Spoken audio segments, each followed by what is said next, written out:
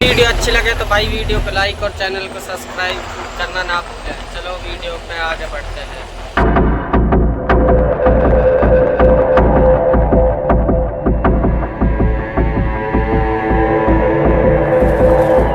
आज के इस वीडियो में मैं आपको ले चलूंगा राजस्थान के जोधपुर शहर में स्थित मेहरानगढ़ किले के अंदर।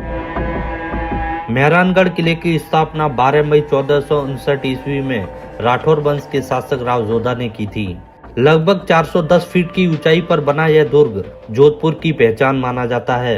और साथ ही इस वीडियो में आप देखेंगे मेहरानगढ़ के प्रमुख द्वार, उन पर हुए युद्धों के निशान और किले के भीतर बने शीश महल, मोती महल, फूल महल, तखत बिलास और जनानी ड्योढ़ी का इतिहास। साथ ही यहाँ रखी राजाओं की तलवारें, रानियों की पालकियां, हाथियों के औदे, राज परिवार के बच्चों के पालने और शस्त्रागार में मौजूद युद्ध के हथियार हम करीब से देखेंगे।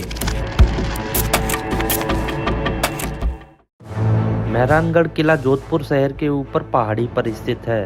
किले तक पहुंचने के लिए यहाँ से चढ़ाई शुरू होती है। यह किले का पार्किंग क्षेत्र है। सुरक्षा जांच के बाद यहाँ से किले के भीतर जाने का मार्ग शुरू होता है। ये है जयपोल, मेहरानगढ़ किले का पहला प्रमुख द्वार। इस द्वार का निर्माण 1806 ईस्वी में महाराजा मानसिंह द्वारा करवाया गया था। जयपोल का अर्थ है विजय का द्वार। जयपोल के पास 200 रुपए का टिकट लेकर किले के भीतर प्रवेश किया जाता है। दोस्तों, अब मैं जा पहुंचा हूँ मेहरानगढ़ किले के दूसरे द्वार पर, जिसे 1.5 कांगड़ा पोल कहा जाता है। इस द्वार पर बने तोप गोलों के निशान इस बात की गवाही देते हैं कि यहाँ 1808 ईस्वी में जयपुर रियासत द्वारा मेहरानगढ़ पर हमला किया गया था। उस समय मेहरानगढ़ दुर्ग के सेनापति भूरे खां थे। इस युद्ध में भूरे खां वीरगति को प्राप्त हुए, लेकिन दुश्मन सेना किले पर कब्जा नहीं कर सकी। राजा द्वारा उनकी याद में यहीं पास में एक छोटी सी मजार बनाई गई है। इस खूबसूरत द्वार से होकर अब हम पहुंच गए हैं राव जोधा जी के फालसे पर। यहीं से मेहरानगढ़ किले का मुख्य प्रवेश द्वार शुरू हुआ करता था। इस स्थान से दुर्ग का काफी ऊंचा और विशाल नजारा देखने को मिलता है। जो सामने आप देख रहे हैं, यही है मेहरानगढ़ किले का सबसे विशाल और मुख्य प्रवेश द्वार, जिसे लोहा पोल कहा जाता है। लोहा पोल तक पहुंचने के लिए यह जो घुमावदार रैंप और टेढ़ा रास्ता बनाया गया है, इसका एक खास कारण है। दुश्मन के हाथी सीधी टक्कर मारकर इस द्वार को न तोड़ सकें, इसलिए यह रास्ता इस तरह से डिजाइन किया गया था। और इसी वजह से आप इस द्वार पर बड़े बड़े अंकुश भी देखेंगे, ताकि अगर हाथी हमला करे तो वह द्वार से टकराकर रुक जाए। लोहा पोल के पास दीवार पर बने ये हाथों के निशान सती प्रथा की याद दिलाते हैं। जब मेहरानगढ़ के शासक युद्ध में वीरगति को प्राप्त हुए, तब उनकी रानियों ने सती होकर अपने प्राण त्याग दिए। यह निशान उन रानियों की अंतिम स्मृति है, जिन्होंने सम्मान और मर्यादा को जीवन से ऊपर रखा। यहाँ रखे ये बड़े बड़े बर्तन युद्ध के समय तेल और पानी गर्म करने के काम आते थे। किले पर हमले के दौरान इनमें गर्म किया हुआ तेल और पानी ऊपर से दुश्मन सेना पर डाला जाता था, ताकि वे किले में प्रवेश न कर सकें। लोहा पोल पार करने के बाद हम पहुंचते हैं किले के अंदरूनी आंगन में। यह आंगन सुरक्षा और व्यवस्था दोनों के लिए महत्वपूर्ण था। यहीं से किले के भीतर के महलों और दरवाजों तक जाने के रास्ते अलग अलग दिशाओं में जाते थे। अब मैं आपको लेकर चल रहा हूँ सूरज पोल द्वार से होकर श्रृंगार चौक की ओर। ये है श्रृंगार चौक। यहीं पर जोधपुर के राजाओं के राज तिलक हुआ करते थे। इस स्थान का राजनीतिक और ऐतिहासिक महत्व बहुत बड़ा रहा है। यहीं पर हाथियों के विभिन्न प्रकार के औदे देखने को मिलते हैं, जिनका उपयोग राजाओं की सवारी में किया जाता था, जैसा कि आप इस पेंटिंग में देख सकते हैं। यह जो औदा है, इसे राजा युद्ध के समय इस्तेमाल करते थे। यह वाला औदा किले के भीतर घूमने और शाही सवारी करने के काम आता था। और यह शेर की आकृति वाला औदा युद्ध भूमि में हाथी को सुरक्षित रखने के लिए इस्तेमाल किया जाता था। मखमल के कपड़े से बना यह औदा विशेष रूप से रानियों के लिए होता था। हर औदा उसके उपयोग और अवसर के अनुसार अलग अलग डिजाइन किया गया है। अब हम पालकी खाने की ओर चल रहे हैं। यहाँ राजा और रानी की विभिन्न प्रकार की पालकियां देखने को मिलती हैं। यहाँ रखी गई हर पालकी अपने उपयोग और परंपरा के अनुसार अलग अलग बनाई गई थी। इस पेंटिंग में आप देख सकते हैं कि उस समय पालकी की सवारी कैसे की जाती थी। खुली पालकी हमेशा राजा की सवारी के लिए इस्तेमाल की जाती थी, जबकि बंद वाली पालकी मुख्य रूप से रानी के लिए हुआ करती थी ताकि उनकी मर्यादा और सम्मान बना रहे। अब मैं आपको ले चल रहा हूँ इस महल के दौलत चौक में, जहाँ सबसे खूबसूरत और खास पालकी देखने को मिलती है। यह वही पालकी है जिसे तत्कालीन महाराजा अभय सिंह ने साल 1730 में गुजरात के मुगल गवर्नर बुलंद खां को पराजित कर जोधपुर लेकर आए थे। ये जो तलवारें आप देख रहे हैं ये जोधपुर के राजाओं की हैं और यह वाली तलवार मुगल बादशाह अकबर से जुड़ी मानी जाती है। इसके साथ रखी यह ढाल गेंडे की खाल से बनाई गई थी जो युद्ध में काफी मजबूत मानी जाती थी। यह हाथी के दांत से बना राई के बाग का मॉडल है।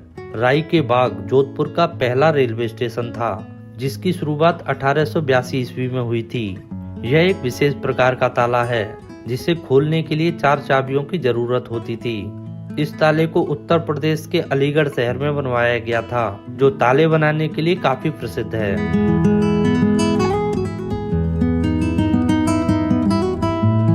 यह हुक्का चांदी से बना हुआ है। इसका उपयोग मुख्य रूप से रानी द्वारा किया जाता था।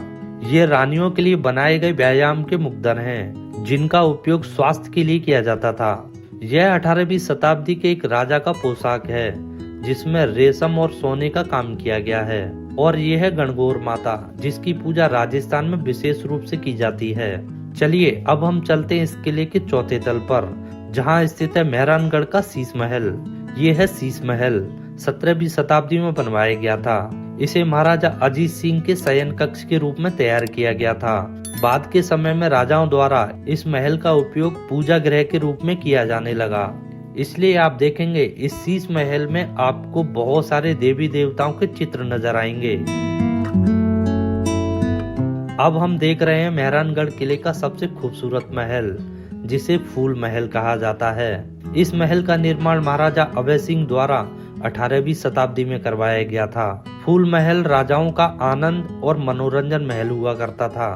इस महल की दीवारों और छत पर सोने की पत्तियों से बेहद सुंदर फूलों की नक्काशी की गई है। इसी वजह से इसका नाम फूल महल पड़ा। यहाँ संगीत, नृत्य और शाही उत्सव आयोजित किए जाते थे और ये महल किले के भीतर शान और वैभव का प्रतीक माना जाता है।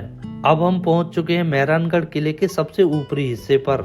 यहीं से पूरा जोधपुर शहर नीचे दिखाई देता है। इस ऊंचाई से किले की सुरक्षा सबसे मजबूत मानी जाती थी क्योंकि दुश्मन की हर हरकत दूर से ही नजर आती थी। मेहरानगढ़ किला लगभग 410 फीट की ऊंचाई पर स्थित है और इसी वजह से यह किला कभी भी आसानी से जीता नहीं जा सका।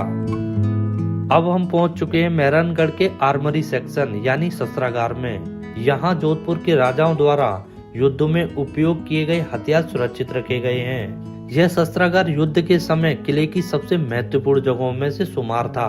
यहीं से सेना को हथियार दिए जाते थे और किले की सुरक्षा रणनीति तैयार की जाती थी। चलिए दोस्तों, अब मैं आपको दिखाने वाला हूँ इस किले का सबसे खूबसूरत महल जिसे कहा जाता है तखत विलास, जिसका निर्माण महाराजा तखत सिंह द्वारा 19वीं शताब्दी में करवाया गया था। ये महल मुख्य रूप से राजाओं का बैठक और विश्राम स्थल हुआ करता था।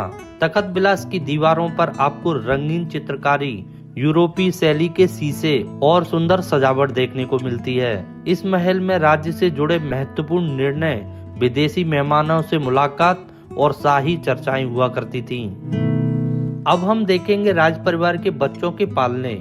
इन पालनों का उपयोग राजा और रानियों के नवजात बच्चों के लिए किया जाता था। ये पालने सिर्फ झूले नहीं थे बल्कि शाही परंपरा और सुरक्षा का हिस्सा थे। कुछ पालने लकड़ी से बने हैं तो कुछ चांदी और सोने की नक्काशी से सजाए गए हैं। इन पालनों में बच्चों को सुलाते समय लोकगीत गाए जाते थे और सुरक्षा के लिए विशेष रस्में की जाती थीं। अब हम पहुंच चुके हैं मेहरानगढ़ किले के अकाउंट सेक्शन यानी राज्य के लेखा विभाग में। यहीं पर जोधपुर रियासत की आर्थिक व्यवस्था संचालित की जाती थी और राज्य के खजाने से जुड़ा पूरा हिसाब लिखित रूप में रखा जाता था। अब हम पहुंच चुके हैं मेहरानगढ़ किले के होली चौक में। यह चौक मुख्य रूप से राज परिवार की महिलाओं के लिए बनाया गया था और यह जनानी ड्योढ़ी का हिस्सा रहा है। होली चौक में रानी और राज परिवार की महिलाएं होली का त्योहार मनाया करती थीं और इसके बीचों बीच रखा ये पत्थर का प्लेटफॉर्म पूजा पाठ करने के काम आया करता था। यहाँ संगीत, नृत्य और रंगों के साथ उत्सव मनाए जाते थे, लेकिन बाहरी लोगों की यहाँ अनुमति नहीं होती थी। होली चौक राज परिवार की परंपरा, मर्यादा और सांस्कृतिक जीवन का प्रतीक है। अब हम देख रहे हैं मेहरानगढ़ किले का मोती महल। मोती महल किले के सबसे बड़े और महत्वपूर्ण महलों में से एक है। इस महल का निर्माण महाराजा सूर सिंह द्वारा 17वीं शताब्दी में करवाया गया था। मोती महल मुख्य रूप से राजाओं का दरबार स्थल हुआ करता था। यहीं पर राजा अपने दरबारियों, सेनापति और राज्य के अधिकारियों के साथ महत्वपूर्ण बैठक किया करते थे। अब हम पहुंच चुके हैं मेहरानगढ़ किले की जनानी ड्योढ़ी में। जनानी ड्योढ़ी राज परिवार की महिलाओं के लिए बनाया गया विशेष और सुरक्षित आवासीय क्षेत्र था। यहाँ रानियां, राजकुमारियां और महिलाएं सेविकाएं रहती थीं। इस हिस्से की सुरक्षा व्यवस्था बहुत कड़ी थी। बिना अनुमति किसी भी पुरुष का प्रवेश वर्जित था। जनानी ड्योढ़ी को कुछ इस तरीके से डिजाइन किया गया था कि महिलाएं पूरी तरह सुरक्षित और निजी जीवन जी सकें। जनानी ड्योढ़ी में महिलाओं की दैनिक दिनचर्या चलती थी। यहीं धार्मिक पूजा, त्योहार, संगीत, नृत्य और घरेलू कार्य किए जाते थे। जनानी ड्योढ़ी में लाल बलुआ, जोधपुरी पत्थर, जालीदार झरोके और हवादार बनावट देखने को मिलती है। इन झरोकों से महिलाएं बाहर का आयोजन देख सकती थीं, बिना स्वयं को दिखाई दिए। जनानी ड्योढ़ी सिर्फ एक आवास नहीं, बल्कि राजपूत परंपरा, मर्यादा और शाही जीवन शैली का महत्वपूर्ण प्रतीक है। आई होप आप लोगों के लिए मेहरानगढ़ का ऐतिहासिक फोर्ट और हिस्ट्री सुनकर अच्छा लगा होगा। अगर वीडियो पसंद आए तो वीडियो को लाइक, शेयर और सब्सक्राइब कर दीजिए। और फिर मिलते हैं किसी और नए वीडियो में। तब तक के लिए टेक केयर, धन्यवाद।